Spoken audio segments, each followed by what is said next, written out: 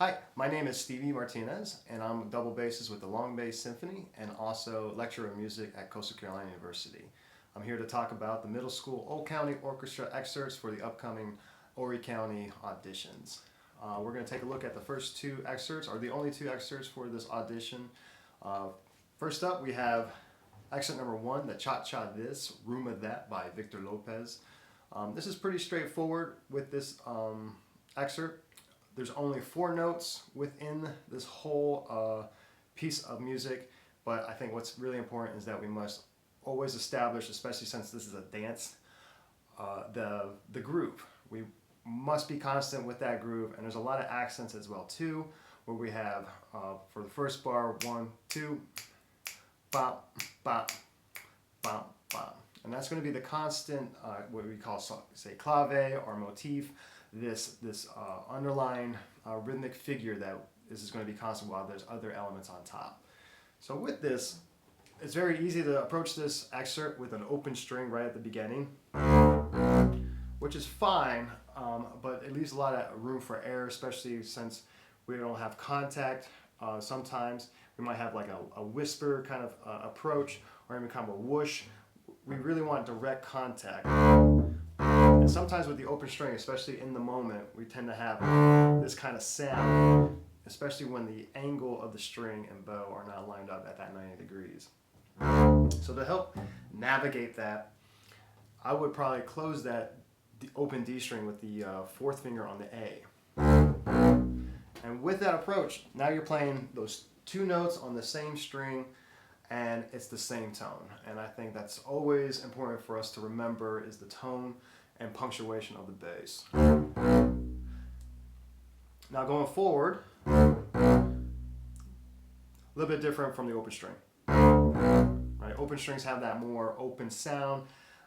Some call it nasally. It's just a lot brighter, and when the clave are imitating kind of this bass drum element, we want to have nice punctuation with our notes, and always consistent. Now when it comes to this 8th note A's, I think the open string A's are just fine. If you want to close those, just got to make sure they're nice in tune. And that's where the scary part is, especially when you're transferring over to the E string. A lot brighter intervals, but maintaining on one string of the A. Now the bow's only on one string, you have to focus only on a couple shifts, and it's just constant throughout, and locking in that rhythm and that shift is going to be just super necessary for the execution of this. Now if you notice, this 2-bar, or these 2 measures of this motive or this rhythm, is repeated, and this is repeated 7 times with the downbeat on the 8th one. And that's something to think about, especially when you're looking at this music. Make sure you write the numbers above those sets of 2. I have it notated in my music right here, 1, 2, 3, 4, 5, 6, 7, and 8 is the downbeat on that last measure. But that's something to think about, especially how you can just count the phrase throughout this excerpt. So very straightforward. It's a dance, so you don't have to think about too bright of a tempo or too slow of a tempo. If you can dance with it, then it's a good tempo. Accents all day long, especially the up bows and down bows. I believe that's what we're going to really look for in this audition.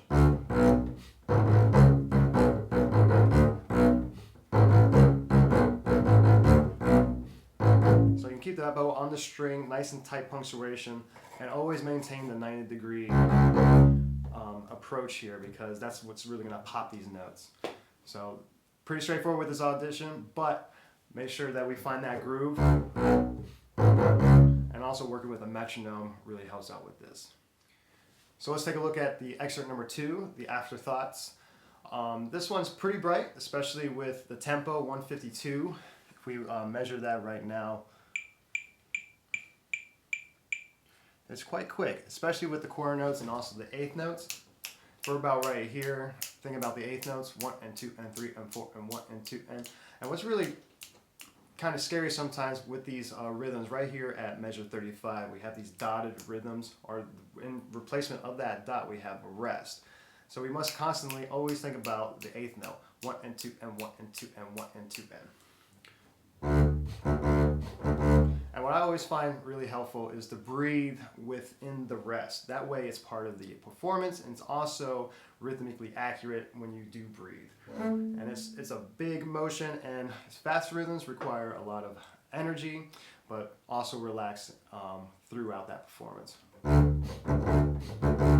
And you notice that I'm also closing this D string like I was talking about with excerpt number 1. Why? Because it's very easy to hear a very bright sound and does not create a good tone when it comes to open strings. Right?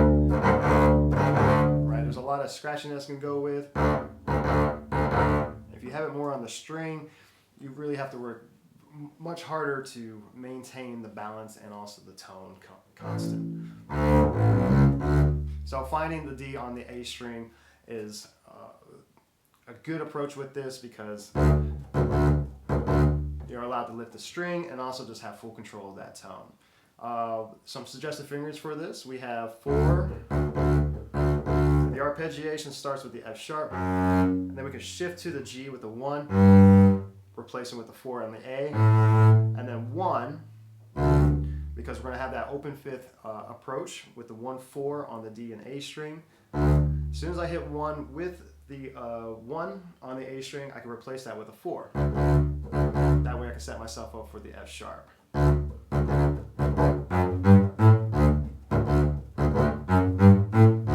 I'll leave it here at this point on measure 39 with the 1.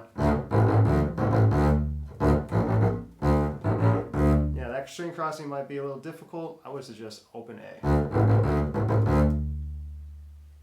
Now it gets to a short pause, and then we'll have measure 49 at this next area.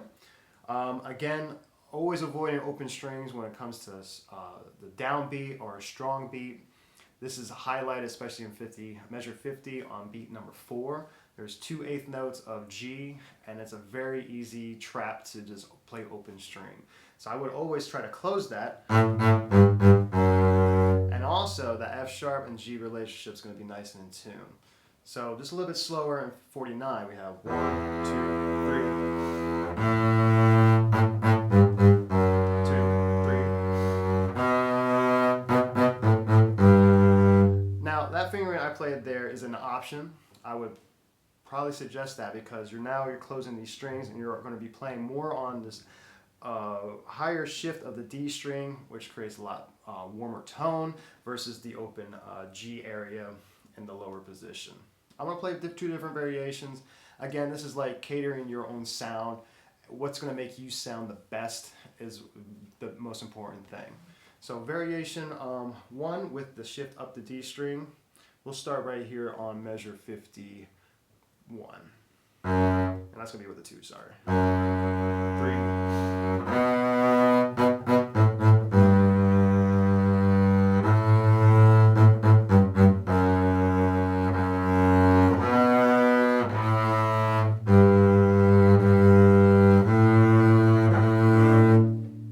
One variation is keeping on the on the D string. Now, the second variation, let's try on more focus on these lower positions on the G. 51 again with the 4, 3.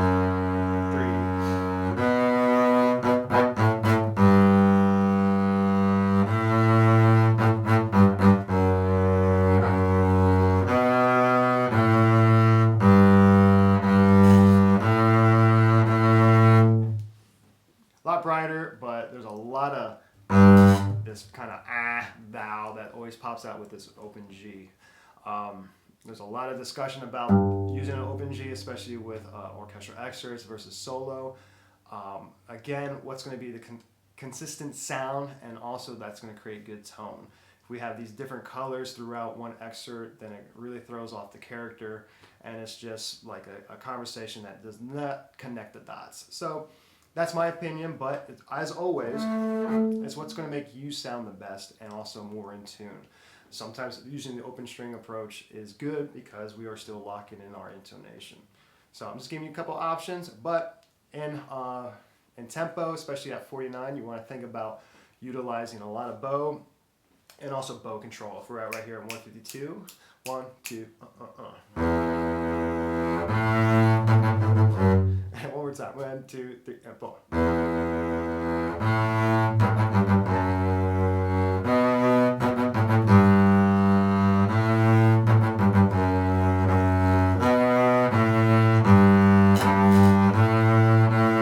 Yeah, especially with the open strings, I'm not a big fan. 1, 2, 3.